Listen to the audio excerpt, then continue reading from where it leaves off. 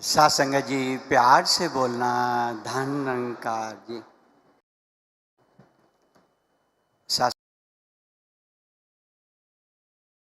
संगत इंसान का जन्म तो मिल गया,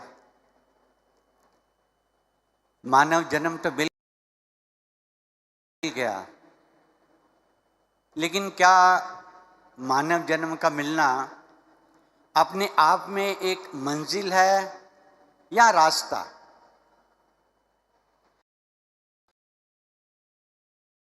अगर मंजिल है तो फिर तो हमें संतुष्टि हो जानी चाहिए कि मंजिल मिल गई, लेकिन हम संतुष्ट तो है नहीं। अगर हम संतुष्ट नहीं है, इसका मतलब है कि मानव जन्म का मिलना अपने आप में मंजिल नहीं है। अगर ये मंजिल नहीं है तो फिर ये रास्ता है, और अगर मानव जन्म का मिलना रास्ता है तो उसकी मंजिल भी होनी चाहिए, क्योंकि जो रास्ता होगा उसकी मंजिल भी होगी। और वो मंजिल क्या है? दुनियावी तौर पे तो शास्त्र हम दुनिया में एक मंजिल बना लेते हैं, फिर प्रोसेस शुरू हो जाता है उस मंजिल तक पहुंचने में। फिर मंजिल दुनियावी तौर की भी मंजिल हम पहुंच जाते हैं, लेकिन होता क्या है? होता क्या है? पहुंचा जब मंजिल पे, देखा आगे मंजिल और खड़ी है। यानी कि मंजिल मिलने के बाद भी मंजिल मिली नहीं। पहुंचा जब मंजिल पे, देखा मंजिल आगे और खड़ी है। कर्मों की तो प्यारे बंधु बनती ऐसी ही कड़ी है। हम सत्संग जीवन में जीते हुए एक मंजिल, एक एम बना लिया। एम बनाना बुरी बात नहीं, अच्छी बात है। एम बना लिया हमने, मंजिल तय करने के लिए रास्ता भी चुन लिया। लेकिन जो बात ध्यान देने वाली है, हम सत्संग उस मंजिल के साथ अपने सुख को और आनंद को अटैच कर देते हैं कि जब मुझे मंजिल मिलेगी तब मैं सुखी हो जाऊंगा। यानी कि जो उस मंजिल तक पहुंचने का प्रोसेस है वो मैं एंजॉय नहीं कर रहा, क्योंकि मेरा ध्यान मंजिल की तरफ है कि मंजिल मिलेगी तो मुझे एंजॉयमेंट मिलेगा। इसीलिए सत्संग वो कहते हैं, we are always getting ready to live but never living. हम खुशी को हमेशा पोस्टपोन करते रहते हैं कि वो मंजिल मिलेगी तो खुशी मिलेगी। राजपिता रमित जी हमें फरमा के बता रहे थे कि अगर मैं आज सुखी नहीं हूं फिर मैं कभी सुखी नहीं हो सकता। अगर मैं आज संतुष्ट नहीं हूं तो मैं कभी संतुष्ट नहीं हो सकता। वो मुक्ति है, लेकिन वो मुक्ति मिलेगी कैसे? प्रोसेस तो हम एंजॉय कर नहीं पा रहे। जब तक हम उस प्रोसेस को भी एंजॉय नहीं करेंगे, हम जीवन जी नहीं पाएंगे। हम सिर्फ जीवन को जीने के साधन इकट्ठे करते रहते हैं, और इकट्ठे करते करते जीवन एक दिन खत्म भी हो जाता है, लेकिन हम कभी आनंद में नहीं आ पाए। सत्संग वो जो प्रोसेस की एंजॉयमेंट है, आपको याद होगा सतगुरु माता सुंदर जी महाराज ने एक बार हमें एक एग्जाम्पल भी बताई थी।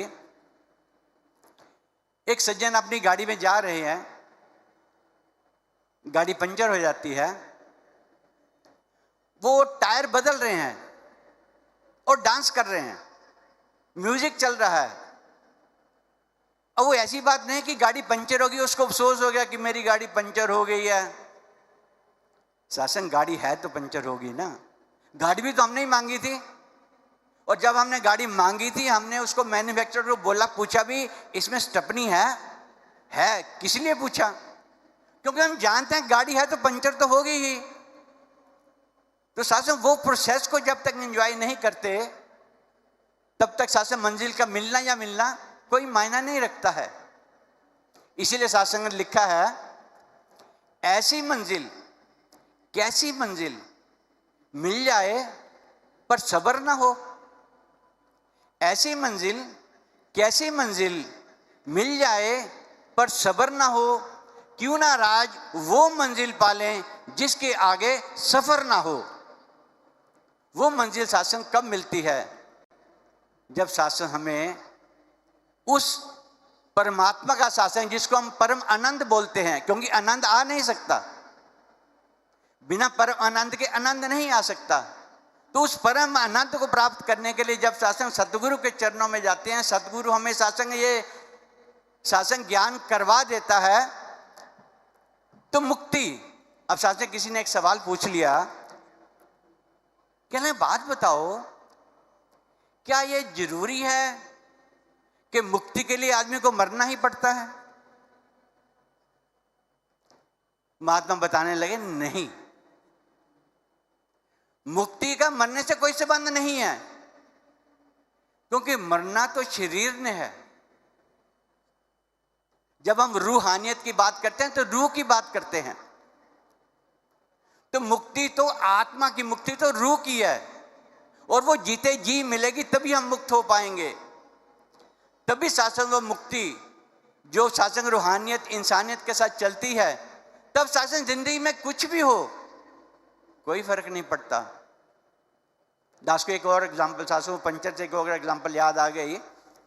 एक बार सासू महात्मा प्रचार टूर पे जा रहे थे, पहाड़ी इलाका था, गाड़ी पंचर हो गई।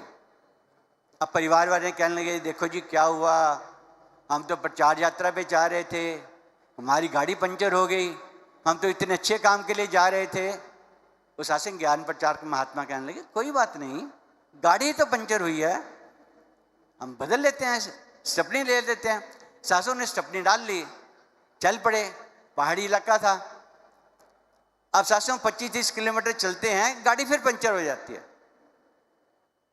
अब परिवार वाले कहते, देखो जी अब तो स्टेपनी भी नहीं है। ये कोई बात नहीं, इसमें घबराने की क्या बात है। अब सासू पहाड़ी इलाके में मोड़ तो होते ही हैं। वो सत्संग ज्ञान प्रचारक महात्मा थोड़ी आगे गए, और सत्संग जैसे मोड़ मुड़ा, वहां पे पंचर वाला बैठा हुआ था, उसको लेके आ गए।